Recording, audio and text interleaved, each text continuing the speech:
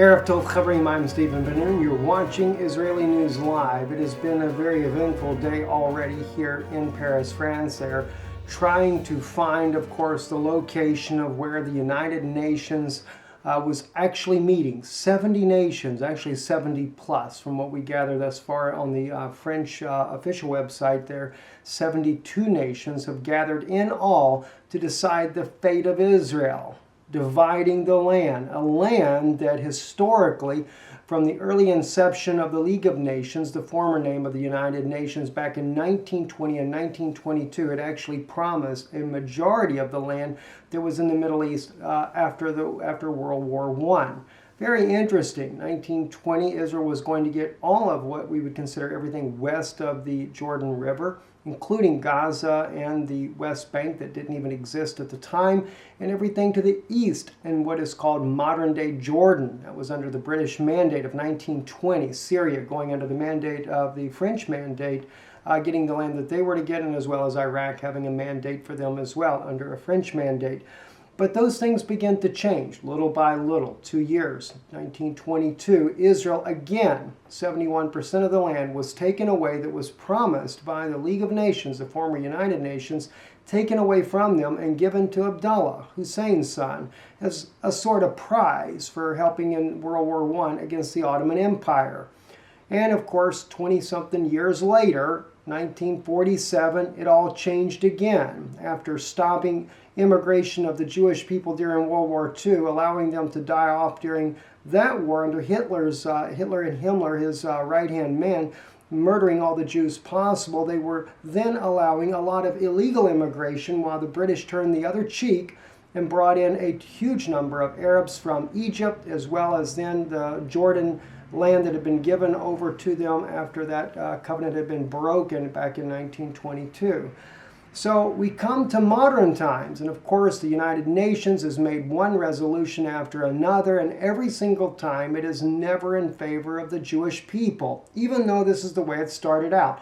In fact, Resolution 181 in 1947 was going to give the Jews things of the west of the Jordan River, taking away what was promised in 1922 when they were going to get all the land west of the Jordan. But again, the United Nations changed their mind. And of course, now they were going to have a West Bank, a Gaza Strip, and even Jerusalem was going to become an international city of sorts governed by some foreign power. Never said who the foreign power would be, but that became more obvious in 1993 when former Prime Minister and the late Shimon Peres actually had promised Jerusalem to the Vatican itself, even in giving an official seat in 2014 to the Vatican for the Pope of Rome there at King David's tomb in the upper room. So many of these things have fulfilled prophecy and have stirred the people in this land, both Jewish and the Palestinians, the Arabs that are living in the land that are given the name of Palestinians. It has stirred the passions, and there has been so much strife and war that has come as a result of this. We've seen prophecy, though, such as Obadiah, where it speaks about drinking at the table there being fulfilled in 2014 when the Pope of Rome during the Passover comes and holds a communion service there in the upper room. And clearly fulfilling that famous prophecy that we find in the book of Obadiah, something I want to share with you here now on your screen so that you can see for your own self the very prophecy that this fulfilled. If you drop down to verse 14, it's actually verse 16, "For as you have drunk upon my holy mountain, so shall all the nations drink continually. Yea, they shall drink and swallow down, and shall be as though they had not been." That's also kind of a double-edged sword. It sets the stage. Ki kasha shutetem acha kodeshi. See, that is in the masculine plural in the Hebraic language there. If you look here at the mouse here as I follow over that and circle around that, the tem in there lets us know that that was men only that were drinking upon the holy mountain. Verse 17 showing that the Mount Zion is that holy mountain. And then it says, Ishatu kol hagoim tamid. And continually the Gentiles will drink down. In other words, the other nations or the other churches.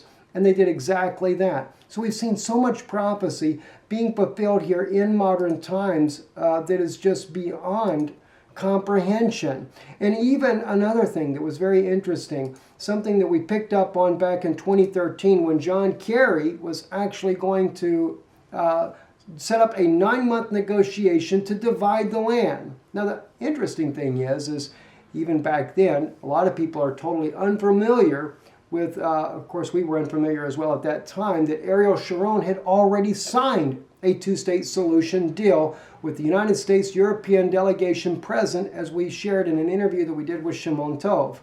But when John Kerry first announced this 9-month negotiation, there was a sister at the time that sent to me a little notation about the marriage itself. She said, it just reminds me of Rebecca. That's all she said, was reminds me of Rebecca, this marriage. Her name was Tiff, was the sister at the time.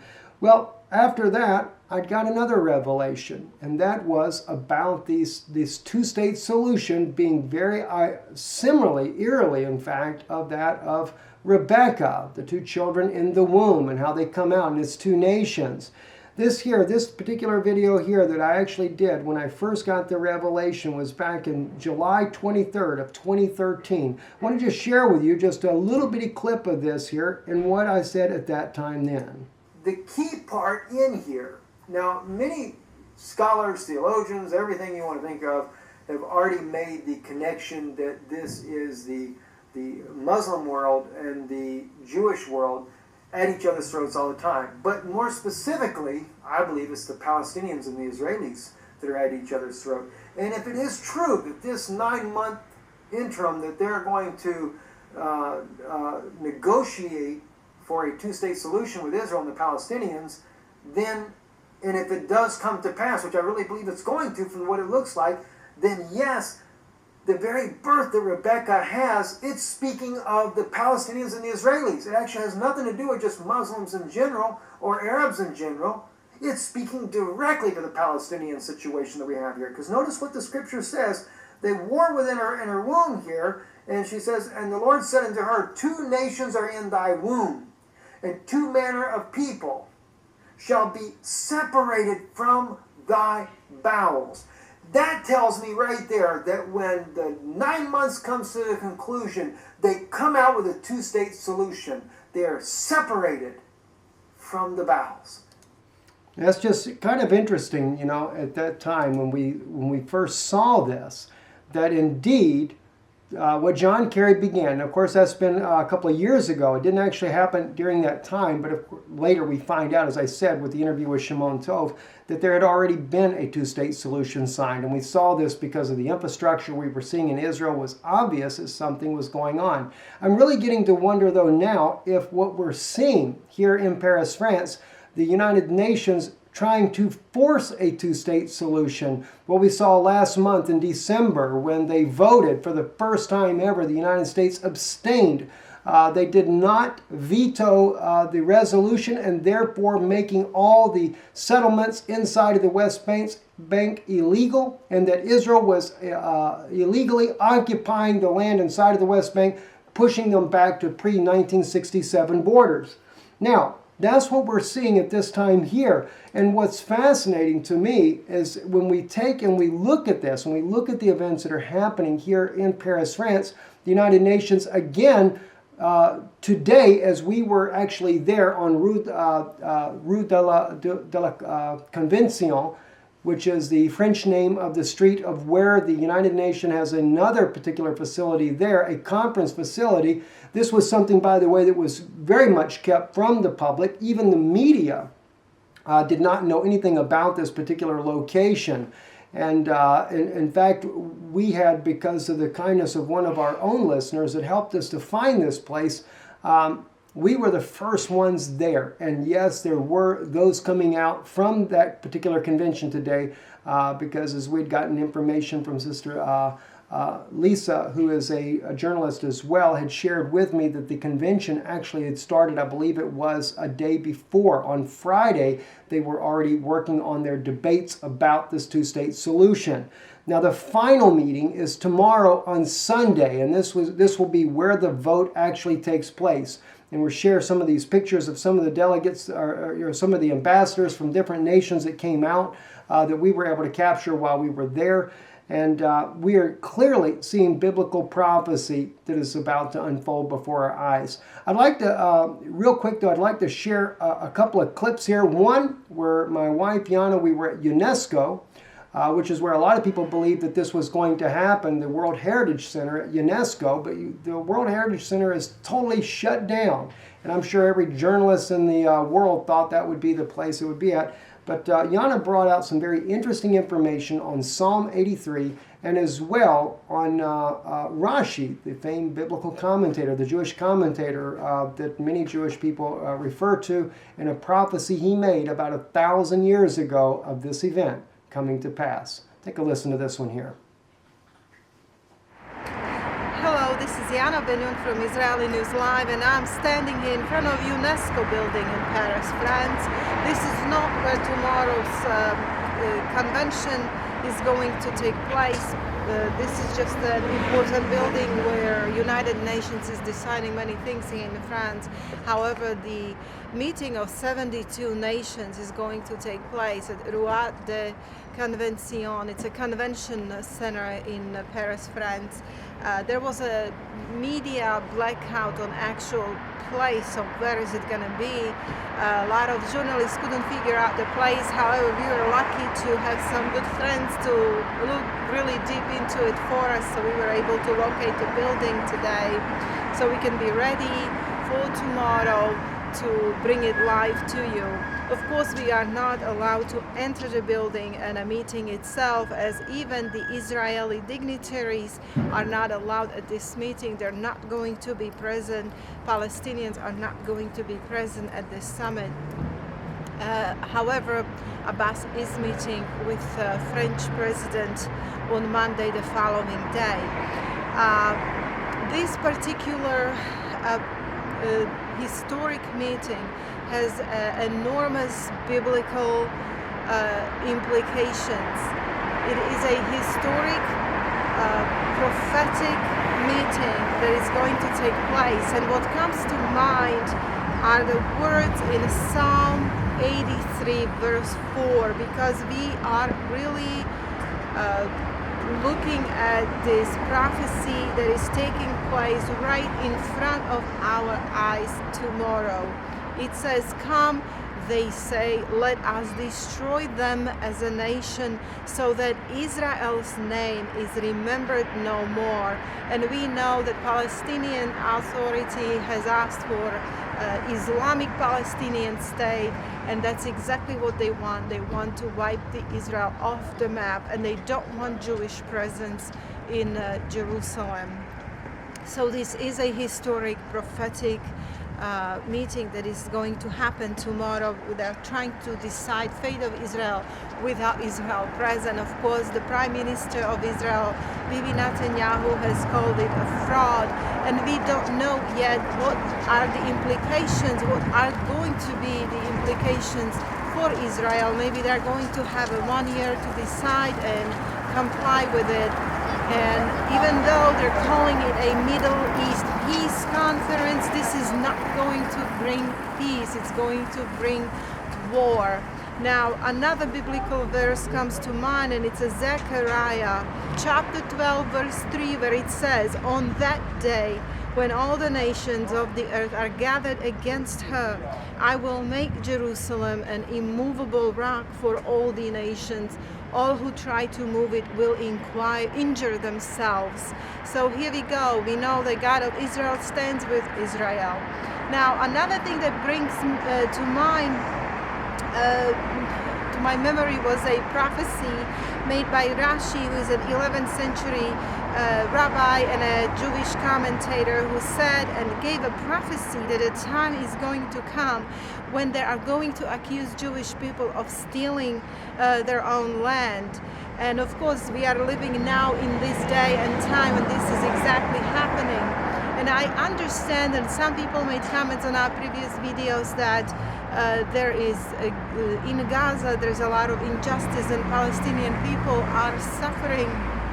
They're not having electricity and drinking water and medicines. However, a lot of people who are against Israel and they are standing with the Palestinian Islamic State, they forget the truth that people in Gaza are not protesting against Israel, they're protesting against Hamas, because he's the one who gets all the money and all the support, and he's keeping that money from the people, and people are not getting their supplies.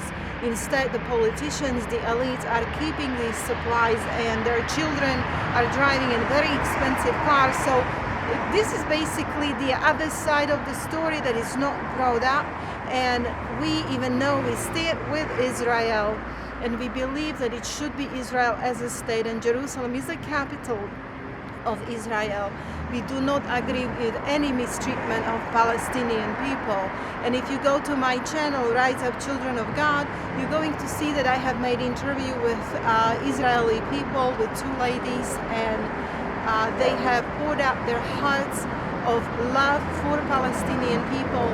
And they have said that many Palestinian people, in fact majority of Palestinian people, are standing with Israelis. They love Israel. Palestinians and Israelis are friends, and they love each other.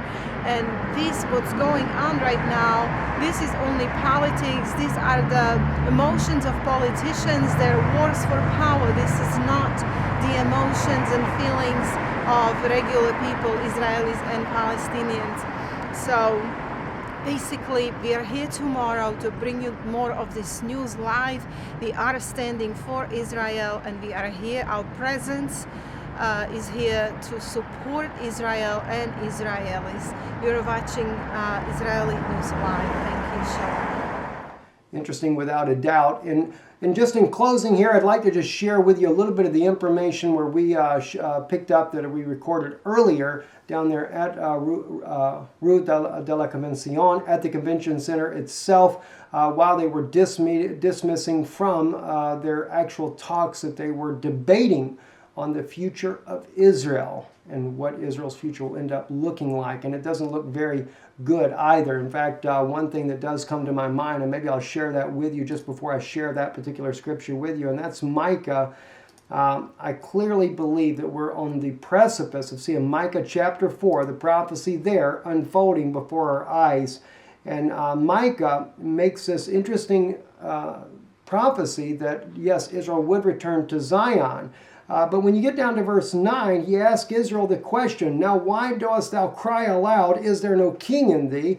Is thy counselor perished? Thy pains have taken hold of thee as a woman in travail. Be in pain and labor to bring forth, O daughter of Zion, like a woman in travail. For now thou shalt go forth out of the city."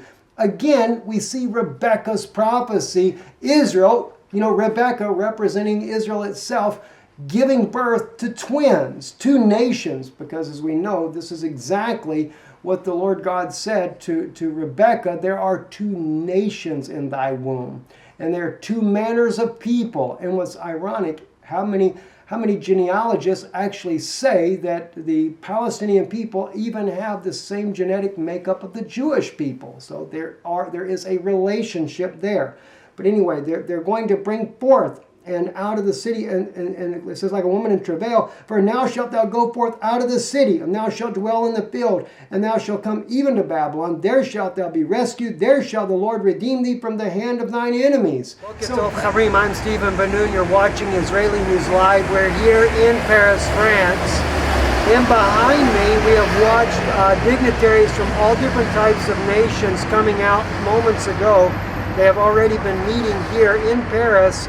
And of course, in an undisclosed location. They've tried to keep that quiet for some time there. We're actually at the Rue de la Convention. This is the name of the road here, and it's the Rue de la Convention Center. And behind me here, that the United Nations uses, one of their many places here in Paris, France. And of course, the decision is being made by these people here, giving their opinions why Israel should be divided. We are clearly seeing biblical prophecy being fulfilled in our midst, especially in Psalm 83, where it speaks about that they have come together, they have conspired a covenant against Israel. And we're going to go more into that later tonight as we talk about this on Israeli News Live in a special broadcast looking at the prophetic implications. Everything from what we said to you several years back when we first talked about Rebecca giving birth to the two sons. We'll go into that. We bring you back to that prophecy as well. Psalm 83, Zechariah 12. So many prophecies at one time being fulfilled here in Paris, France. I'm Stephen Benoon. You're watching Israeli News Live here in Paris, France. Shalom. Thank you for watching, and stay tuned. Tomorrow we'll be covering more of this. Some of this we're going to try to live stream on Israeli News Live tomorrow, right there on Rue de la Convention at the place there at the convention. We'll also be covering for you, if possible, on Israeli News live stream, as well as my wife's channel, Rise Up Children of God. Will be covering the protest that is scheduled to be in front of the Israeli embassy in Paris, France here tomorrow morning. So do look it up, look these things up, check out Israeli News live stream for postings on this and as well on Rise Up Children of God. My wife will be doing some individual reporting on issues that she's also seeing on her channel as well. Shalom and good evening.